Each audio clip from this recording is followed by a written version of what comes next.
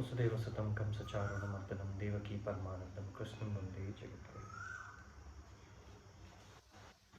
So ನಾವು ಇದುವರೆಗೂ ಸಾಂಖ್ಯಯೋಗದ ಬಗ್ಗೆ ತಿಳ್ಕೊಂಡಿದ್ವಿ. ಸಾಂಖ್ಯಯೋಗದಲ್ಲಿ ಆತ್ಮ ಮತ್ತು ದೇಹದ ಬಗ್ಗೆ ವಿಷಯ ತಿಳ್ಕೊಂಡಿದ್ದೀವಿ. ಮತ್ತು ಕರ್ಮದ ಬಗ್ಗೆ ತಿಳಿಯೋದು ಮುಂಚೆ ಕಾಮದಿಂದ ಏನಾಗುತ್ತೆ, ಕಾಮ ಅಂದರೆ ಡಿಸೈರ್, ಅಂದರೆ ಬೇಕು ಅನ್ನೋ ಒತ್ತನದಿಂದ ಏನಾಗುತ್ತೆ ಅನ್ನೋದನ್ನು ನಾವು ಸಾಂಖ್ಯಯೋಗದಲ್ಲಿ ತಿಳ್ಕೊತೀವಿ. ಈಗ ಕರ್ಮಯೋಗ ಅಂದರೆ ಅಧ್ಯಾಯ 3ರಲ್ಲಿ ಕರ್ಮಯೋಗ. ಆ ಕರ್ಮಯೋಗದಲ್ಲಿ ಕರ್ಮ ಮತ್ತು ಅವುಗಳ ಒಂದು ವಿಶ್ಲೇಷಣೆಯನ್ನು ಭಗವಾನ್ ಶ್ರೀಕೃಷ್ಣ ಯಾವ ರೀತಿ ಅರ್ಜುನನಿಗೆ ಹೇಳ್ತಾರೆ, ಯಾವ ರೀತಿಯಲ್ಲಿ ಹೇಳ್ತಾರೆ ಅನ್ನೋದನ್ನು ತಿಳ್ಕೊಳ್ಳೋಣ.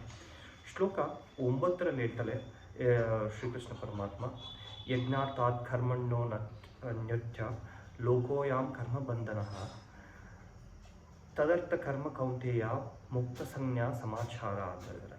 ಅಂದರೆ ನೀನು ಯಾವುದೇ ಒಂದು ಕರ್ಮವನ್ನು ಮಾಡಿದಾಗ, ವಿಷ್ಣುವಿಗಾಗಿ ಮಾಡಿದಾಗ ಕರ್ಮ ಏನಾಗುತ್ತೆ ಅಂದರೆ ಅದು ಒಳ್ಳೆ ಕರ್ಮ, ಅಂದರೆ ಮಾಡಿದ ತ್ಯಾಗ ಒಂದು ತ್ಯಾಗದ ಕರ್ಮವನ್ನು ಮಾಡಬೇಕು.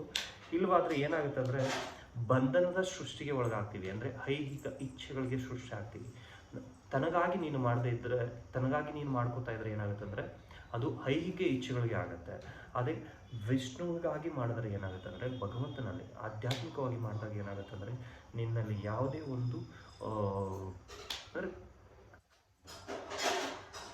ಬೇರೆ ಥರದ ಕರ್ಮಗಳು, ಅಂದರೆ ಪ್ರಾರಬ್ಧದಲ್ಲಿ ಉಳಿಯುವಂಥ ಒಂದು ಕೆಟ್ಟ ಕರ್ಮಗಳು ಯಾವುದು ಇರಲಿಕ್ಕಿಲ್ಲ ಅಂತ ಹೇಳ್ತಾರೆ ಇಲ್ಲಿ. ಅದರಿಂದ ಭಗವಂತನ ತೃಪ್ತಿಗಾಗಿ ನೀನು ಯಾವುದೇ ಒಂದು ಕೆಲಸವನ್ನು ಮಾಡು. ಕರ್ಮ ಅಂದರೆ ಕರ್ತವ್ಯ ಅಂತ ಹೇಳ್ತಾರೆ ಇಲ್ಲಿ. ಯಾವುದೇ ಒಂದು ಕರ್ತವ್ಯವನ್ನು ಮಾಡಬೇಕಾದ್ರೆ ಸೊ ನೀನು ಭಗವಂತನಿಗಾಗಿ ಮಾಡು ಅಂತ ಹೇಳ್ಬಿಟ್ಟು ಇಲ್ಲಿ ಹೇಳ್ತಾರೆ. ಅಂದರೆ ಇಲ್ಲಿ ಪ್ರತಿಯೊಂದು ಕೆಲಸವನ್ನು ಮಾಡಬೇಕಾದ್ರೆ ಏನು ಅಂತಂದರೆ ನಿನ್ನ ದೇಹವನ್ನು ಉಳಿಸ್ಲಿಕ್ಕೆ ನೀನು ಮಾಡಲೇಬೇಕಾಗತ್ತೆ. ಕರ್ಮವನ್ನು ಮಾಡದೆ ಒಂದು ಸ್ವಲ್ಪ ಸಮಯನೂ ಇರಲಿಕ್ಕಾಗೋದಿಲ್ಲ. ಅಂದರೆ ಯೋಚನೆ ಮಾಡೋದು ಒಂದು ಕರ್ಮ ಆದರೆ ಕೆಲಸ ಮಾಡೋದು ಒಂದು ಬೇರೆ ಒಂದು ಯಾವುದೇ ಒಂದು ಕೆಲಸ ಮಾಡೋದು ಒಂದು ಕರ್ಮ ಆಗಿರುತ್ತೆ. ಅಂದರೆ ಇಲ್ಲಿ ಯಜ್ಞೋ ವೈ ವಿಷ್ಣು ಅಂತ ಹೇಳ್ತಾನೆ. ಅಂದರೆ ಯಜ್ಞಗಳನ್ನು ಮಾಡ್ತಾ ಯಾವುದೇ ಒಂದು ಯಜ್ಞವನ್ನು ವಿಷ್ಣುವಾಗಿ ಮಾಡು ಅಂತ ಹೇಳ್ತಾರೆ. ಮತ್ತು ಅದೇ ರೀತಿಯಲ್ಲಿ ವಿಷ್ಣು ಪುರಾಣದಲ್ಲಿ ಹೇಳ್ತಾರೆ, ವರ್ಣಾಶ್ರಮಾಚಾರಣ ಪುರುಷೇಣ ಪರಪುರಂ, ಅಂದರೆ ವಿಷ್ಣುರಾರಾಧ್ಯತೆ. ವಿಷ್ಣು ಪುರಾಣದಲ್ಲಿ 3:8ರಲ್ಲಿ ಹೇಳ್ತಾರೆ. ಇದು ನೀನು ಯಾವುದೇ ಒಂದು ವರ್ಣಾಶ್ರಮ ಸಂಸ್ಥೆಯ ಗುರಿನೂ ಏನಾಗಿರುತ್ತೆ, ವಿಷ್ಣುವಿನ ಒಂದು ಸಂತೃಪ್ತಿಗಾಗಿ ಆಗಿರುತ್ತೆ ಅನ್ನೋದನ್ನು ಇಲ್ಲಿ ಹೇಳಲಿಕ್ಕೆ ಇಚ್ಛಿಸ್ತಾರೆ. ಅದೇ ರೀತಿ ಮುಂದುವರೆದಂಗೆ ಶ್ಲೋಕ 14ರಲ್ಲಿ ಹೇಳ್ತಾರೆ, ಅನ್ನಾದ್ ಭವಂತಿ ಭೂತಾನಿ ಪರ್ಜನ್ಯಾದನ್ನ ಸಂಭವ ಯಜ್ಞಾದ್ ಭವತಿ ಪರ್ಜನ್ಯೋ ಯಜ್ಞ ಕರ್ಮ ಸಮದ್ಭವ ಅಂತ ಹೇಳ್ತಾರೆ. ಅಂದರೆ ಎಲ್ಲ ಜೀವಿಗಳು ಆಹಾರದಿಂದ ಬದುಕ್ತವೆ. ಆಹಾರ ಎಲ್ಲಿಂದ ಬರುತ್ತೆ? ಆಹಾರ ಮಳೆಯಿಂದ ಬರುತ್ತೆ ಅಂತ ಹೇಳ್ತಾರೆ. ಮಳೆ ಎಲ್ಲಿಂದ ಬರುತ್ತೆ? ಯಜ್ಞಗಳಿಂದ ಬರುತ್ತೆ.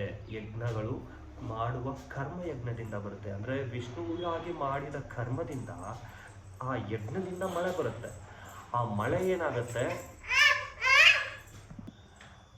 ಆ ಮಳೆಯಿಂದ ಏನಾಗುತ್ತೆ ಅಂದರೆ ಬೆಳೆ ಬರುತ್ತೆ. ಬೆಳೆಯಿಂದ ಜೀವಿ ಸಂಕುಲ, ಅಂದರೆ ಪಂಚಭೂತಗಳಿಂದ ಆದಂಥ ಈ ದೇಹಕ್ಕೆ ಆಹಾರ ಬೇಕು. ಆಹಾರದಿಂದ ಜೀವಿ ಸಂಕುಲ ಬೆಳೆಯುತ್ತೆ ಅನ್ನೋದನ್ನು ಇಲ್ಲಿ ಹೇಳಿಕೆ ಇಚ್ಛಿಸ್ತಾರೆ.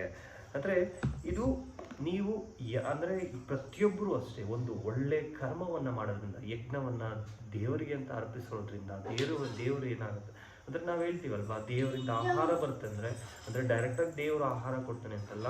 ಈ ರೀತಿಯಾಗಿ ಯಜ್ಞಗಳ ಮೂಲಕ, ಯಜ್ಞಗಳಿಂದ ಮಳೆಯಿಂದ ಆಹಾರ, ಈ ರೀತಿಯಾಗಿ ಒಂದು ವೃತ್ತಾಕಾರದಲ್ಲಿ ಪ್ರತಿಯೊಂದು ನಡೀತಾ ಇರುತ್ತೆ. ಅಂದರೆ ನೀವು ಕೆಟ್ಟದನ್ನು ಬಯಸಿದ್ರೆ ಕೆಟ್ಟದಾಗೆ ಬರುತ್ತೆ, ಒಳ್ಳೆಯದನ್ನು ಬಯಸಿದ್ರೆ ಒಳ್ಳೆಯದಾಗೆ ಬರುತ್ತೆ. ನೀವು ಯಾವುದೇ ಒಂದು ಮಾಡುವ ಕೆಲಸದಲ್ಲಿ ಒಂದು ಒಳ್ಳೆ ಇಚ್ಛೆಯಿಂದ ಇಟ್ಟು ಕೆಲಸ ಮಾಡಿದ್ರೆ ಅಥವಾ ಒಳ್ಳೆಯ ಕರ್ಮಗಳನ್ನು ಕೆಲಸ ಮಾಡ್ತಾ ಇದ್ರೆ ಏನಾಗುತ್ತೆ, ಅದು ನಿಮಗೆ ಒಳ್ಳೆಯ ರೀತಿಯಲ್ಲಿ ಬರುತ್ತೆ. ಈಗ ಸಮಾಜದಲ್ಲಿ ಏನಾಗ್ತದೆ ಅಂದರೆ ನಾವು ಒಂದು ಕಶ್ಮಲದಿಂದ ಏನಾದರೂ ಮಾಡಿದ್ರೆ ಕಶ್ಮಲದ ರೀತಿಯಲ್ಲೇ ಹೊರಗಡೆ ಬರ್ತಾ ಇದೆ. ಡಿಸಾಸ್ಟರ್ಸ್ ನಡೀತಾ ಇದೆ ಹೊರ ಪ್ರಪಂಚದಲ್ಲಿ, ಅಂದರೆ ಫ್ಲಡ್ಡಿಂಗ್ಸ್ ಆಗ್ತಾ ಇದೆ. ಇದೆಲ್ಲ ಆಗ್ತಾ ಇರೋದು ಯಾವ ರೀತಿ ಅಂದರೆ ನಾವು ಪರಿಸರಕ್ಕೆ ಮಾಡುವಂಥ ಒಂದು ಹಾನಿಕಾರಕ ಒಂದು ವಿಷಯಗಳಿಂದ ಹಾನಿಕಾರಕವಾಗಿ ಮತ್ತೆ ವಾಪಸ್ ಬರ್ತಾ ಇರುತ್ತೆ. ಅದೇ ನಾವು ಒಂದು ಒಳ್ಳೆ ರೀತಿಯಲ್ಲಿ ಮಾಡಿದ್ದೀವಿ ಅಂತಂದರೆ, ಪರಿಸರದ ಜೊತೆಗೆ ಸಂಪರ್ಕದಿಂದ ಮಾಡಿದ್ದೀವಿ ಅಂದರೆ ಅದು ಒಂದು ಒಳ್ಳೆ ರೀತಿಯಲ್ಲಿ ನಮಗೆ ವಾಪಸ್ ಬರುತ್ತೆ ಅನ್ನೋದನ್ನು ಇಲ್ಲಿ ಹೇಳ್ಬೋದು. ಸೊ ಮುಂದಿನ ವಿಡಿಯೋದಲ್ಲಿ ಮತ್ತಷ್ಟು ಬೇರೆ ರೀತಿಯಲ್ಲಿ ತಿಳ್ಕೊಳ್ಳೋಣ. ಹರಿ ಓಂ. ಶ್ರೀಕೃಷ್ಣ ಅರ್ಪಣಮಸ್ತು.